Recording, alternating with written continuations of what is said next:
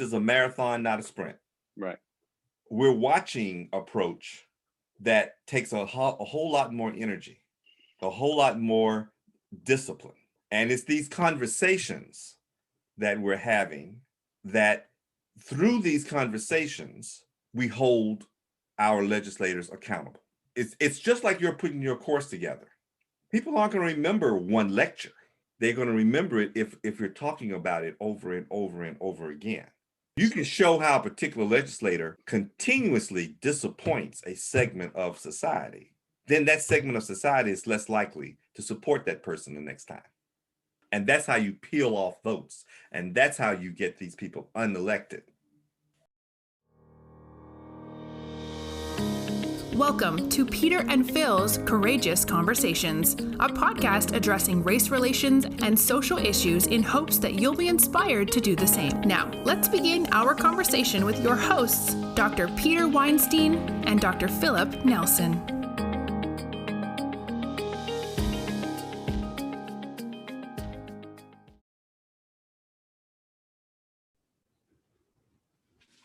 Hi, I'm Dr. Peter Weinstein. Welcome to Peter and Phil's Courageous Conversations. This episode is entitled Accountability. Please enjoy and share. Thank you. You talk about individual citizens and having a voice, but we had 155, 160 million people vote in November. Probably in 2022, when it's more of a senatorial election, you'll have 100 million people vote. But I'm guessing that 10% of those voters actually look at the issues and look at the people, and 90% look at the party and just vote a party line and are not even paying attention to the issues. I agree with you. And this is how you change that. Yeah, you got to have boots on the ground, shaking people's hands and talking to them and getting in their grill. Right. So, this is how you change that. And you don't change it in November. No. You start now. Yeah. Right? The 2022 elections in November will be affected by what we start doing right now. Yeah. And it needs to be statewide, district by district, but you start now. And you let the legislators dig their own grave simply by voting. But every time they vote, you warn them, you let them know we're watching, and you share the news. Newspapers could be a great source for that, but they tend to be, most of them try to be middle of the road. Well, all they have to do is publish the vote. Yes. That's all they have to do. I mean, they need to do it at the city council and board of supervisors level, then at the state level. Well, they don't have to comment on the vote other than comment on the effect of the law that was passed or rejected. But whatever that comment is about the law itself, it should be accompanied by the vote. But you're right. They will report that a city ordinance was passed by a 5-4 vote. Mm-hmm. They just don't list who was in the 5 and who was in the 4. No, but you can watch 90 minutes of diatribe and BS and figure that out. For some reason, that information isn't getting funneled into the citizenry who's too busy to follow through on it. We know who votes on the Supreme Court because they publish that all the time. I know. We know exactly how that, granted, there are only 9 of them, but at city councils, frequently there's not that many more than 9. This concept of we're watching is probably the take home there, is that as long as everybody is just focusing on being reelected and not focusing on the issues, so they're just voting for the majority of the people that voted for them. They're voting in a direction to get reelected. There are a lot of people voting against their principles and their value systems, is what I'm trying to say. Yeah, well, I hope that's the case, that they're voting. I think that we have become one issue voters. Clarify. Well, so you said 2 things that I want to push back on a little, or maybe just reclassify. You said that the elected are focused on getting reelected. They're trying to appease the majority of the people who voted for them. I wish that was the case.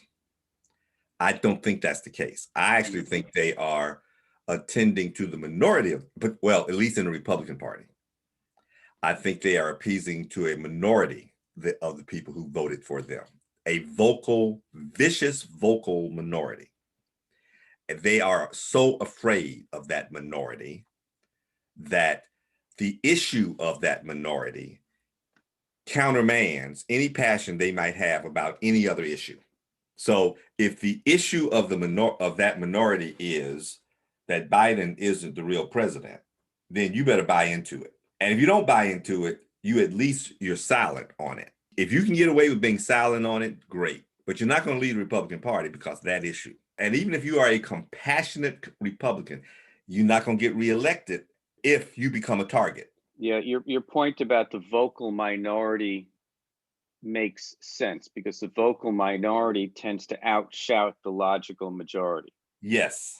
And so, yes, they are seeking the support of the vocal minority who will influence the logical majority by outshouting them. They're playing the numbers. All they're trying to do is come up with the 6% they need to get elected. Yeah. That's all they're trying to do. This venture capitalist who now wants to run for the Senate, I forgot what state, JD something. He was a Trump critic from the moment Trump entered politics. He has a book out that essentially says Trump is not Republican, does not believe in Republican issues. Well, now he's running for Senate. He don't want to get targeted. And he admits that he's flip-flopped. Now he is a Trump supporter because he has to be. He got interviewed the other day and he said, I can't get elected unless I am a Trump supporter. Yes, I was critical of Trump because I did not believe that Trump could be effective carrying the day for Republican issues. Obviously, I was proven wrong. I still don't believe in Trump, but I accept that he's been fighting for Republican issues effectively. Therefore, I support Trump. Now, that is one of the weaselest flip-flopping I've ever heard, but it's truly a reflection of the practicality of how you get votes. But what are people afraid of? What they're afraid of is not being reelected. Yes, you're right. They are. Being bashed in the news or being tweeted about. But they're really afraid of violence. You think so? Yes, I do. And why don't they admit the fact that the January 6th insurrection was an actual act of violence and not some sort of fake story? Because everybody knows who created that violence. Right. And the people that were there, they were at dinner parties the week before. Yep.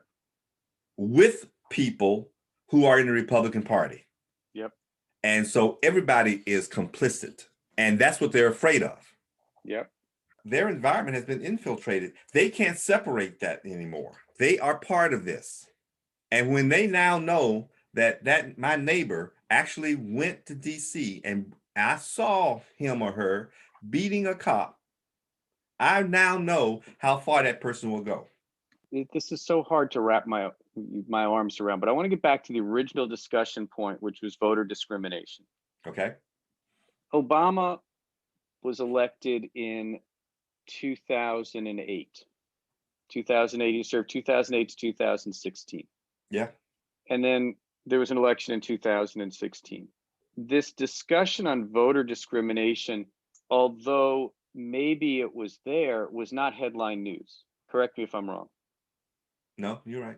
So would it be safe to say that this whole discussion has been elicited, exacerbated, highlighted because of the greater level of racism and the concerns on the part of the Republican Party that they are losing control and will not be able to retain control unless they keep people of color from voting?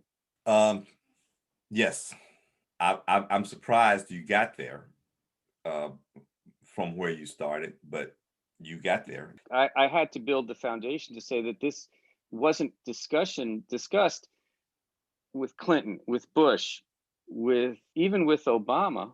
And it only became relevant, became news in the last 4 years. No, it didn't. No, it wasn't the last 4 years. I'm glad you brought Obama into the picture because this is the pendulum swinging the other way.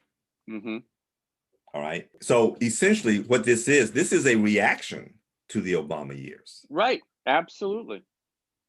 The reason we didn't talk about it in the Clinton years or in the Bush years is because the threat of a plurality, and we've had this discussion before, was off in the distance.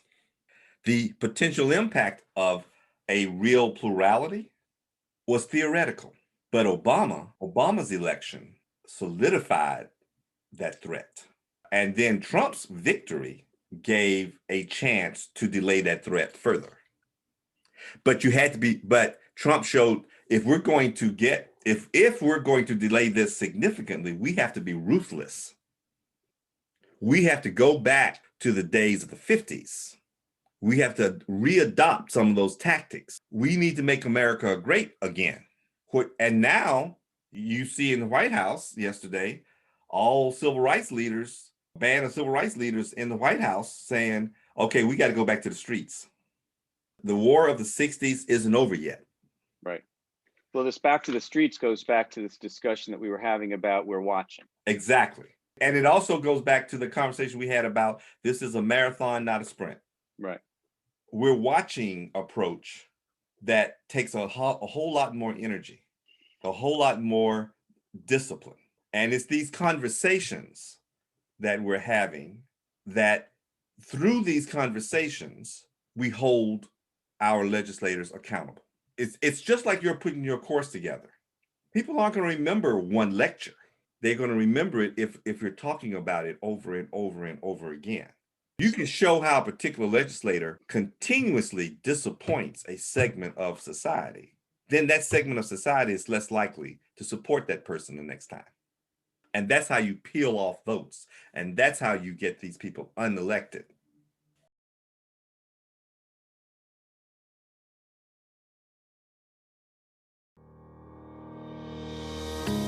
Thank you for joining us for another courageous conversation. Be sure to follow us and check back next week for more.